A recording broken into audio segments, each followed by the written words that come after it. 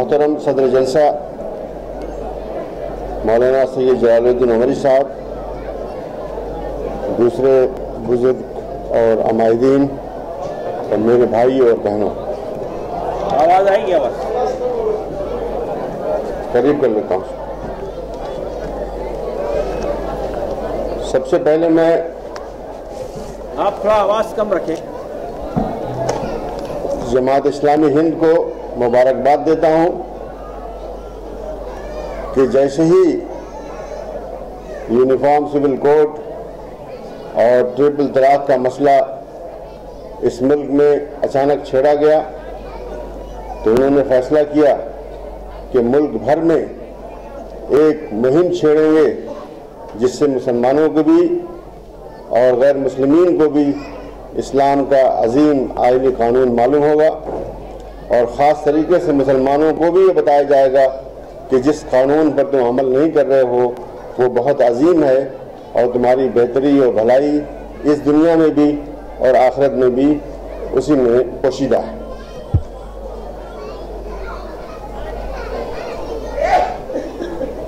Uniform civil code का जो मुतालबा किया जा रहा है वो दस्तूर हिंद के तौजीही मबादे यानी डायरेक्टिव प्रिंसिपल्स के नाम पर किया जा रहा है।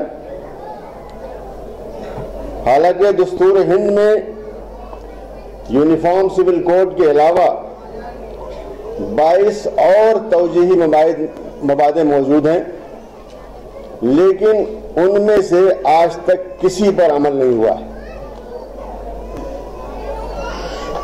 चूँकि मैं समझता हूँ वक्त कम है, वरना मेरे पास उसकी पूरी तफसीलात हैं उन 22 की, मैं उसको नहीं पढ़ूंगा, लेकिन बस ये बता दूं कि मसलन इंसाफ, समाजी इंसाफ, तालीम, शराबबंदी, मनशियात को बंद करना वगैरह वगैरह ऐसी चीज़ें जो है पूरी जो है हमारे दस्तूर में जगह जगह बताई गई हैं कि हुकूमत का फ़र्ज़ है और आज 70 साल के बाद भी उन पर अमल नहीं हुआ। तालीम पर अगरचे कुछ एक कानून बना है आरटी, लेकिन हकीकत यह है कि आज भी 40 से 45% हमारे बच्चे स्कूल नहीं जाते हैं। सिर्फ चंद एक हफ्ता 10 दिन पहले खबर आई है कि सरकारी स्कूलों से पिछले 2 या 3 साल के अंदर 17 मिलियन मतलब 1,70,00,000 बच्चे छोड़ करके गए हैं। या तो वो प्राइवेट स्कूलों में गए हैं जो कि हुकूमत की निकम्मेपन को बताते हैं कि उनके स्कूल अच्छे नहीं हैं, या उन्होंने स्कूल ही छोड़ दिया, वो ड्रॉप आउट हैं वो। तो इस तरह से हमारी हुकूमत ने तकरीबन कोई भी डायरेक्टिव प्रिंसिपल जो उनको बताए गए दस्तूर पे उस पे से अमल नहीं किया है।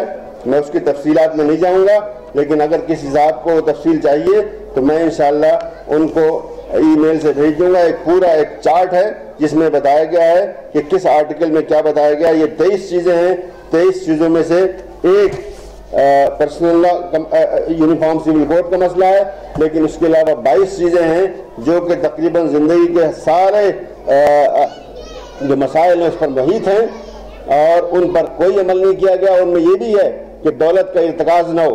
और आज आप देखेंगे कि हिंदुस्तान में सिर्फ चंद खानदान हिंदुस्तान की अक्सरियत जो यहाँ की दौलत है उस पर काबिज हो चुके हैं। तो अमल नहीं हो रहा है, लेकिन हमारे लोगों को इतनी परेशानी है कि एक कोड सब लोगों पर थोपा जाए। साबिक वजीर कानून वीरप्पा मोइली साहब ने कुछ दिन पहले जब ये मसला उठा तो उन्होंने कहा कि हिंदुस्तान में 200 से लेकर के 300 तक पर्सनल लॉ हैं। सिर्फ मुसलमानों का ये मसला नहीं है बल्कि और बहुत से लोगों का मसला है।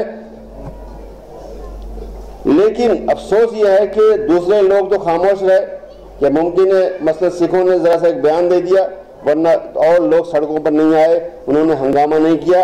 लेकिन मुसलमान कौम ने एक छुई मुई की तरह से धमाचौकड़ी शुरू कर दी, बयान शुरू कर दिए, जिससे ये एहसास गया मीडिया के अंदर भी, आवाम के अंदर भी कि सिर्फ शायद मुसलमानों का मसला है। ये मुसलमानों का मसला नहीं था, बल्कि ये बहुत से लोगों का मसला है, जिसमें कि मैं समझता हूँ शायद हिंदुस्तान की अक्सरियत शामिल है। ट्राइबल्स के लिए अलग है, माउंटेन पर रहने वाले लोगों के लिए अलग है, बोहरा के लिए अलग है, मेयो के लिए अलग है, गोवा के लोगों के लिए अलग है, पुडुचेरी के लोगों के लिए अलग है, केरला में खास जो है एक निज़ाम चलता है जहाँ से औरतों से मीरास चलती है, नस्ल चलती है, उनके लिए अलग है। बहुत से कानून हैं जिनका सिखों के लिए अलग है, ईसाइयों के लिए अलग है। इसलिए हमको चाहिए कि हम इस मसले पर खामोश रहें और हुकूमत से या कोई भी कहे उससे मुतालबा करें कि भाई वो जो तुम जिस यूनिफॉर्म सिविल कोड की तुम बात कर रहे हो उसका ड्राफ्ट तो दिखा दो। आज तक एक लाइन भी तैयार नहीं की गई है, उसका ड्राफ्ट दिखा दें, उसके बाद हम उसके बारे में बात करेंगे, बल्कि हमसे पहले दूसरे लोग बात करेंगे इंशाअल्लाह। और मुझे यकीन है कि अगर ऐसा कोई कानून बनेगा तो इस्लाम का ही कानून होगा, इसलिए उससे बेहतर कोई कानून आज तक बनाया नहीं गया है। और ये यहीं पर जिक्र कर दूं कि मिस्र के अंदर किप्ती रहते हैं, तकरीबन 10% मिस्री किप्ती रहते हैं जो असली मिस्री हैं, अपने आप को असली मिस्री समझते हैं और वो मसीही हैं यानी ईसाई हैं। और ये वहाँ पे बहुत उमूमी बात है, बहुत आम बात है कि अदालत में कोई केस जाता है तो किप्ती खड़ा हो कहता है कि मुझको इस्लामी शरीयत के मुताबिक फैसला चाहिए। हालांकि मिस्र के अंदर मगरबी कानून यानी जो कानून स्विट्जरलैंड से लाया गया है वहाँ पर भी मौजूद है, सिविल कोड के दौर से वहाँ भी मौजूद है, लेकिन किप्ती जाके कहता है कोर्ट में, ये बहुत आम बात है वहाँ पर कि मुझको जो जज साहब मुझको शरीयत के मुताबिक फैसला कीजिए आप, इसलिए कि उसको मालूम है कि ज़्यादा अच्छा इंसाफ उसको उसमें मिल सकता है।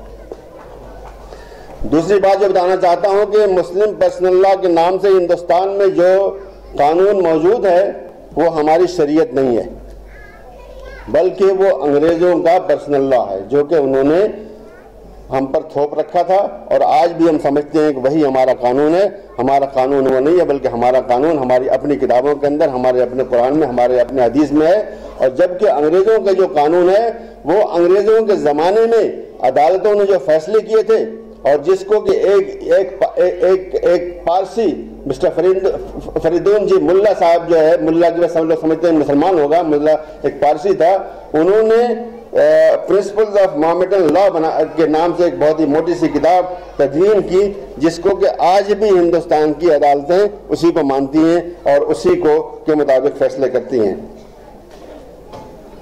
राजीव गांधी के ज़माने में उन्होंने मुस्लिम पर्सनल बोर्ड से दरख्वास्त की थी कि आप एक मजमूए कवानीन बना दीजिए आली कवानीन का, ताकि हम उसको नाफिज कर दें। अफसोस है कि ये काम आज भी नहीं हो सका है। एक छोटा सा मजमूआ बनाया गया, लेकिन वो किसी तरह से सारे मसालिक की नुमाइंदगी नहीं करता और किसी तरह से खुद किसी एक मसलक की भी पूरी तरह से नुमाइंदगी नहीं करता है। और ये नाकिस किताब अब बोर्ड की वेबसाइट से भी हट चुकी है, गोया ये कि वो उससे दस्तबरदार हो चुके हैं। ये काम उनको करना है और जितनी जल्दी हो जाए उतना ही अच्छा है, ताकि किसी को ये कहने का मौका न मिले, किसी अदालत को ये कहने का मौका न मिले कि वो कानून कहाँ है जिसकी तुम बात कर रहे हो, और उन्हीं की ज़बान में होनी चाहिए जिसको वो समझते हैं, यानी अंग्रेजी ज़बान में। एक और बात मैं कहना चाहता हूँ जो कि इस मसले में सबसे अहम है, वो ये है कि हमारी बदअमली इस्लाम पर अमल न करने ही की वजह से दूसरों को यह मौका मिला है। अगर हमारी औरतें कोर्ट में न गई होती, अगर सुप्रीम कोर्ट तक वो न गई होती, सुप्रीम कोर्ट में भी कई कज़िये मौजूद हैं, अगर वह न गई होती तो ये मसला ही न पेश होता।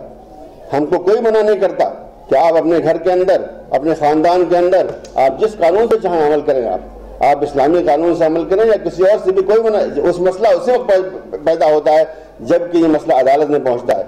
इसलिए अगर हमने उस पर अमल किया होता, हमारी नाअमली की वजह से, हमारी बदअमली की वजह से हमने लोगों को हक नहीं दिया, मुतल्लक़ात को हक नहीं दिया, औलाद को नहीं दिया, बहनों को हक मारा, भाइयों का हक मारा। जब भी कोई दबंग होता है तो वो हक मारने की कोशिश करता है और इसी वजह से ये मसाइल अदालत तक पहुंचते हैं और अदालत जो है इस किस्म के फैसले देती है जिसमें कि हम समझते हैं कि बहुत दखलंदाजी कर रही है।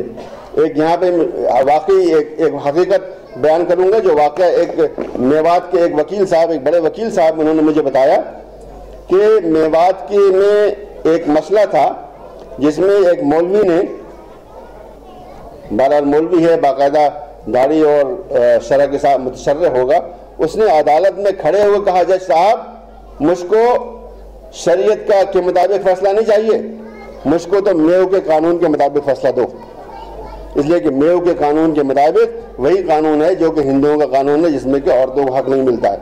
تو یہ ہمارا رویہ ہے، اور یہ صرف وہیں کی بات نہیں ہے، یہ بہت جگہ ایسا ہو رہا ہے کہ جس میں لوگ اپنے رشتہ داروں کا، اپنے پڑوسیوں کا اور اپنے قرض داروں کا وغیرہ وغیرہ حقوق نہیں دے رہے ہیں، جس کی وجہ سے ہماری بدنامی ہوتی ہے۔ اگر ہم اپنی اصلاح کر لیں، بنیادی بات یہی ہے کہ ہم اپنے گھر کی، اپنے معاشرے کی، اپنے محلے کی اصلاح کر لیں، تو یہ دنیا جو ہے ہمارا احترام کرے گی، اور دنیا جو ہے نہ صرف یہ کہ ہمارے قوانین کو اچھا سمجھے گی، بلکہ وہ اسلام کو بھی انشاءاللہ قبول کرے گی۔ وقت تو کم ہے، لیکن میں چاہتا ہوں ایک واقعہ بیان کرنا چاہتا ہوں جس سے معلوم ہو کہ ہماری بدعمالیوں کی وجہ سے کیا ہوتا ہے۔ یہ رمضان 2007 کی بات ہے، 10 سال پہلے کی بات ہے، جب میں شام کے دارالسلطنت دمشق میں تھا۔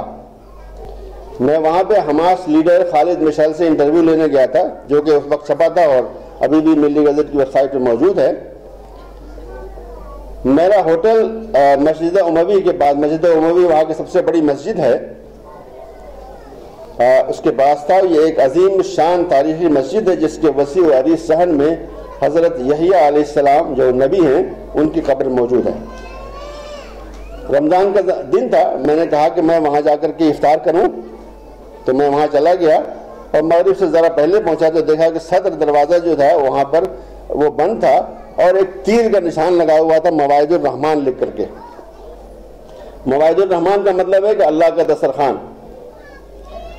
معنی یہ ہے کہ عرب ممالک میں، اور یہ چیز ہندوستان میں بھی آ رہی ہے، کہ عمرہ اور تاجر حضرات جو ہے مسجدوں میں افطاری کا انتظام کرتے ہیں، جس میں کہ عام لوگ آ کر کے افطاری کرتے ہیں۔ تو وہاں اس دن، یا ممکن ہے کہ ہر دن رہتا ہو، اس دن مواعظ الرحمان، مائدۃ الرحمان وہاں پہ تھا، تو اس کا راستہ بتایا گیا تھا، بہت لمبا چڑھ کے پوری مسجد گھوم کر کے اس کا راستہ بتایا گیا تھا۔ تو میں بھی وہاں چلا گیا، جا کر کے حضرت یحییٰ کی قبر کے پاس جا کے بیٹھ گیا۔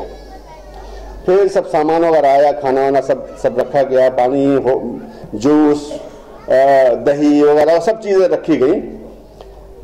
تو جو چیز اصل بات یہ ہے کہ تقریباً بہت بڑا صحن ہے یہ، میرے خیال میں 10,000 لوگ رہے ہوں گے۔ ان 10,000 لوگوں نے بہت آرام سے افطار کیا، اور افطار کے بعد میں دیکھتا ہوں کہ دھیرے دھیرے سب لوگ جا رہے ہیں۔ ان میں سے شاید 10-15 لوگوں نے نماز پڑھی ہوگی، باقی سب کھا کے چلے گئے۔ یہ شام کی بات ہے، شام میں دارالسلطنت کی بات ہے، وہ دارالسلطنت جہاں پر الصالحیہ کے نام سے ایک محلہ ہے، یعنی صالح لوگوں کا محلہ ہے، جس کے بارے میں کہا جاتا ہے کہ تاریخ میں ایک خاص جگہ پہ اتنے زیادہ صالح لوگ نہیں پیدا ہوئے۔ وہاں کی بات بتا رہا ہوں میں آپ کو۔ مجھے بہت تعجب ہوا نماز پڑھ کے، کہ میں نے کہا کہ جو مسجد کے منتظم ہیں ان سے بات کروں کہ بھئی یہ کیا بات ہے، آپ لوگ کیسی تربیت لوگوں کرتے ہیں۔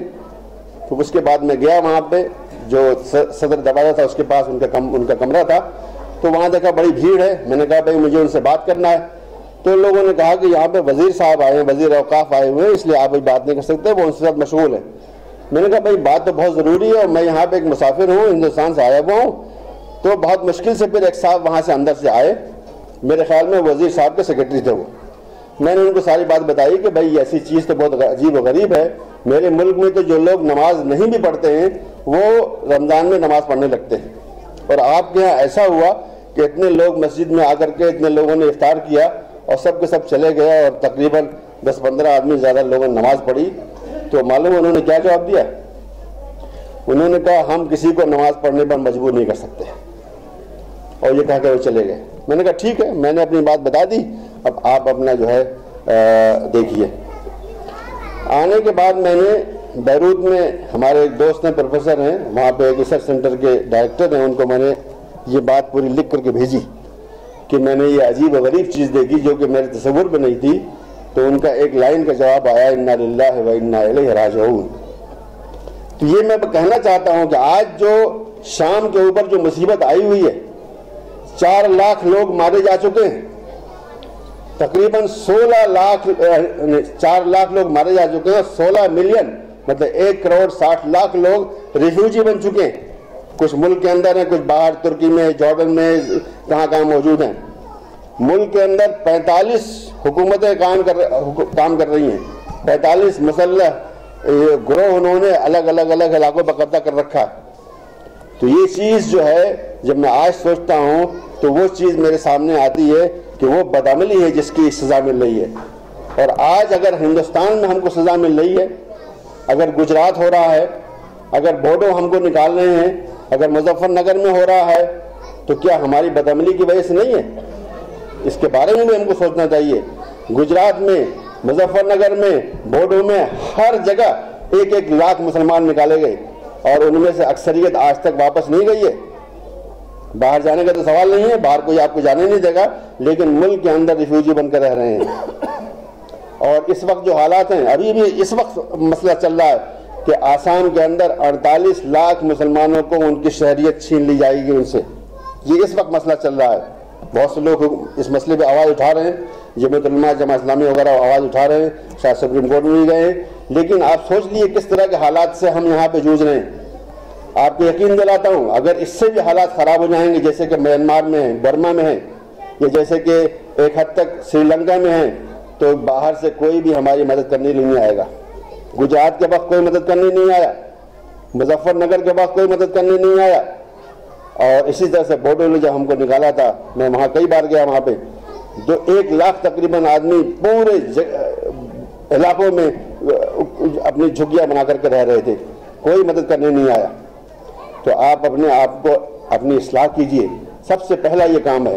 अगर हम अपनी इस्लाह करेंगे इंशाअल्लाह हमको अल्लाह पाक भी बचाएंगे और किसी की हिम्मत नहीं होगी कि हमारे ऊपर वो हाथ उठाए। बात करने को बहुत कुछ है, लेकिन मैं नहीं चाहता कि ज़्यादा वक्त दूँ, मेरा ख्याल को ख़त्म भी करना है। इसी पर मैं बस करता हूँ और जमात इस्लामी का शुक्रिया अदा करता हूँ, उन्होंने ऐसी मुहिम छेड़ी है और यकीनन ये मुहिम अजान देने की तरह से है, अभी नमाज़ पढ़ना बाकी है। अस्सलामु अलैकुम व रहमतुल्लाह।